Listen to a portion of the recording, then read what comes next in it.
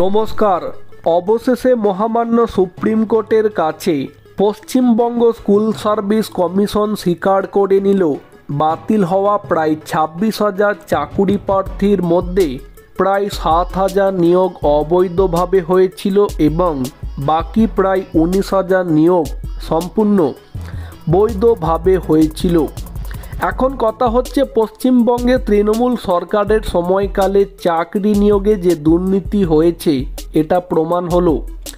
যদিও চাকরি নিয়োগে যে দুর্নীতি হয়েছে এই বিষয়টা মহামান্য কলকাতা হাইকোর্টের কাছে এর আগেই প্রমাণ হয়েছে, কিন্তু এখন কথা হলো, এদিন পশ্চিমবঙ্গ স্কুল সার্ভিস কমিশন যে কথাটা মহামান্য সুপ্রিম কোর্টের কাছে স্বীকার করলো, এই একই কথাই তো এর আগে মহামান্য কলকাতা হাইকোর্টের কাছে স্বীকার করা যেতে পারত।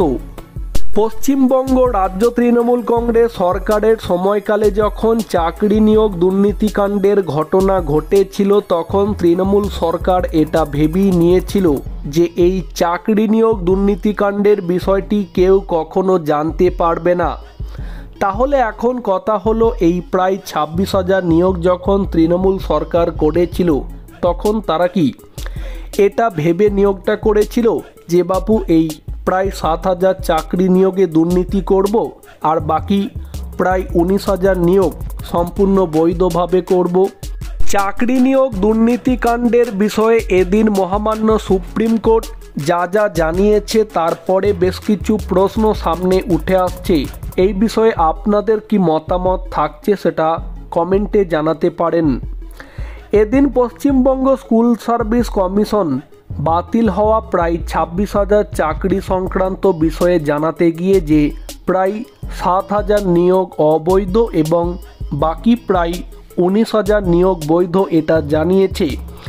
এটা কি সত্যি পশ্চিমবঙ্গ স্কুল সার্ভিস কমিশন যোগ্য এবং অযোগ্যদেরকে বাছাই করার জন্যই কি সুপ্রিম কোর্টকে জানিয়েছে, নাকি দুর্নীতিগ্রস্ত রাজ্য তৃণমূল কংগ্রেস সরকারের ক্যাবিনেট মন্ত্রিসভার সকল মন্ত্রীরা যাতে জেলে না যায় সেই জেল যাত্রা থেকে বাঁচানোর জন্যই কি পশ্চিমবঙ্গ স্কুল সার্ভিস কমিশন এদিন মহামান্য সুপ্রিম কোর্টের কাছে এই তথ্য তুলে দিয়েছে?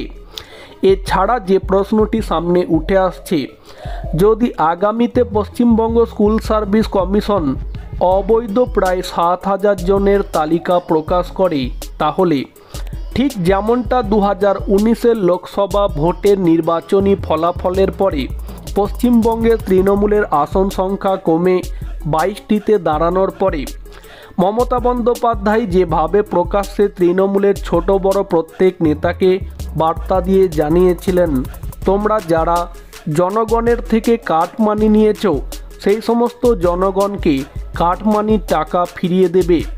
আগামীতে যদি অবৈধ প্রায় বাতিল হওয়া 7,000 জনের নামের তালিকা প্রকাশ হয়, তাহলে ওই অবৈধ চাকুরি প্রার্থীরা তৃণমূলের যে সমস্ত নেতা মন্ত্রীদেরকে টাকা দিয়ে চাকরি পেয়েছিল, পরবর্তীতে ঠিক সেই কাটমানির টাকা ফেরত চাওয়ার মতো ওই সমস্ত অযোগ্য চাকুরি প্রার্থীরা কি তখন তৃণমূলের ওই সমস্ত নেতা মন্ত্রীদের বাড়িতে গিয়ে টাকা ফেরতের দাবিতে বিক্ষোভ শুরু করবে?